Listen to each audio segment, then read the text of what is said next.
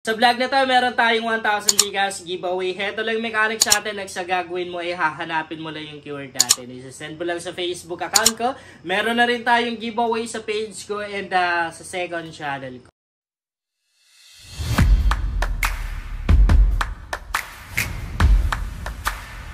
Hi guys! Welcome back to my YouTube channel. Sa vlog natin ngayon ay maglalaro na naman ako. And syempre meron akong tricks na i-share sa inyo guys. Napaka-effective nito kasi madalas akong nananalo. Okay, bago tayo maglalaro ay papakita ko na sa inyo yung napanalunan ko ngayong araw lang. Ito yung nakasuot ko guys ngayong araw lang. 1,115 pesos. Maglalaro ako guys dito sa may Penex game na to. And meron akong tricks na i-share sa inyo. Napakagandang gawin nito guys. Talagang gumagana. Kaya nasa description box yung link tong Penex game. Kung wala naman kayong link na nakikita, punta lang kayo dito sa Facebook account ko, JC Masasa. Merong 7,300 plus followers. Nakapin lang sa timeline ko yung mga link tong earning application na ginagamit ko. Ingat kayo guys sa mga poster account kasi ang daming mga scammer na ang hilig-hilig gumamit ng mga identity ng mga vloggers. So heto yung page ko guys, JC Masasa Vlog. Meron siyang 101k followers. Wala akong ibang page guys. Tapos Facebook profile ko naman ay itong JC Masasa. Merong 7,300 plus followers. Okay, maglalaro na tayo. As you can see guys, meron akong balance dito na 60 coins or pesos. Ang lalaroin natin ngayon ay treasure digging. So, i-share ko sa inyo guys kung paano ko ba nilalaro tong treasure digging na to. Parang mines na rin to guys. So, ganito yung ginagawa ko. Dinadamihan ko yung skull dito. Kasi the more na marami yung skull na nakalagay dyan, the more na mas malaki yung mapapanalunan mo. Pero, mahirap manalo. Kasi nga marami tayong mga skull dito na kailangang iwasan. Yun nga lang, pag nakachamba ka, syempre, gaya ng sabi ko sa inyo, mas malaki yung panalo. Kesa kapag number 1, easy lang manalo, pero, maliit lang yung mapapanalunan mo. So, 15 tayo. Dito tayo sa 15. So, ang ginagawa ko dito guys, sa isang box lang ako pumipindot or nag-i-stay lang ako sa isang box. Hindi ako lumilipat. So, ang box na tinatap ko lang guys ay dito na side. Ito lang. Yan lang. So, try natin ha. Unang tap ko guys, piso lang muna yung bet ko kasi maaring unang tap natin is talo tayo. Yan, kasi yung mga skull na yan palipat-lipat, diba? Ayan, as you can see, nanalo tayo. So, piso lang yung bet natin pero panalo tayo ng 2 pesos. 2.4 or 2 pesos, ano ba? 2.45 na lang. Ayan, collect natin. Panalo tayo, diba? So, ngayon, maring talo tayo sa pangalawang round. O, tingnan nyo. So, talo tayo. Bali, ang gagawin ko ngayon, guys, medyo lalakihan ko. Kasi nga, baka, panalo tayo. O, kita nyo? Ganyan yung ginagawa. So, panalo tayo ng 12 pesos. Ngayon naman, guys, liitan natin. Balik tayo sa piso. Kasi maaring talo tayo dito. Yan o. Nakita nyo ba? So, next round, lakihan natin. I guess, ganyan. Mga 25. Oh, talo. So, talo tayo. Kailangan nating manalo guys ha. So, 30 yung bet natin. Normal yung ganyan. Normal guys. Ganyan talaga kung maglalaro tayo. Sige. O, panalo tayo, di ba?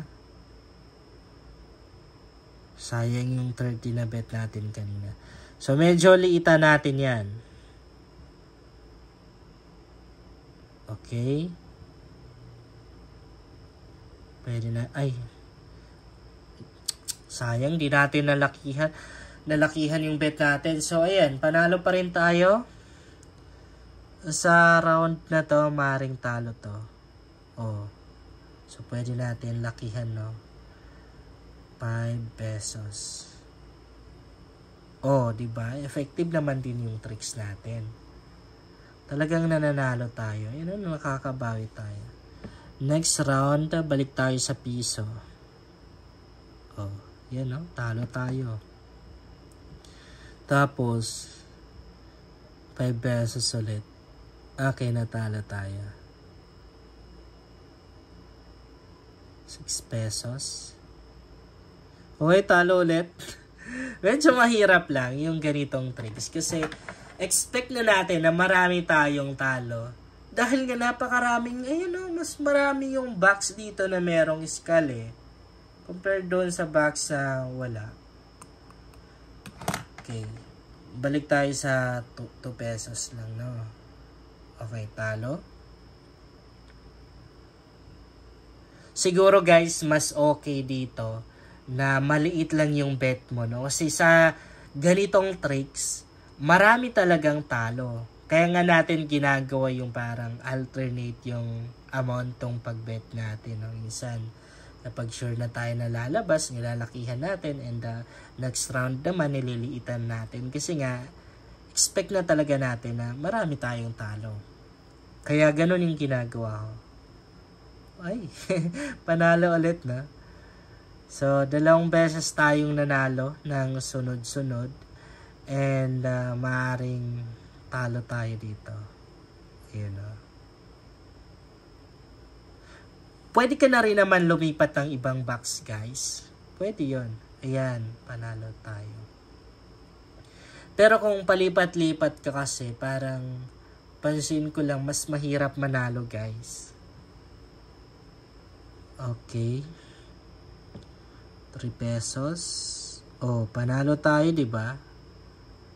Talagang nananalo dito sa tricks na to.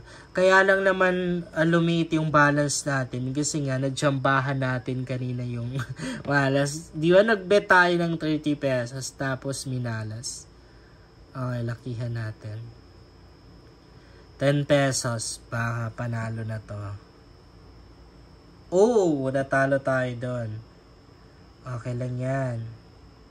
So, 10 pesos ulit. Oh, panalo tayo. Nakabawi. Buti na lang nakabawi tayo, guys. Sige. Dito muna tayo sa piso. Siyempre, talo yan. Medyo lakihan natin. 5 pesos. Oh, panalo, diba? Meron tayong 12 pesos. Balik tayo sa piso. Lakihan natin. Oh, di ba panalo tayo, naka 24 pesos tayo. Balik tayo sa piso. Ay, ano ba? Piso. Wait. Yan. Siyempre talo yan. I-bet natin lahat ng balance ko, guys, kasi sure na panalo tayo dyan. 40 pesos. Yun lang, guys, sana makatulong sa inyo ang vlog na to. Kung bago ka pa lang dito ay mas maganda talaga kung mag-subscribe ka dahil nag-share ako dito ng mga application at mga website na pwede nating pagkakitaan online.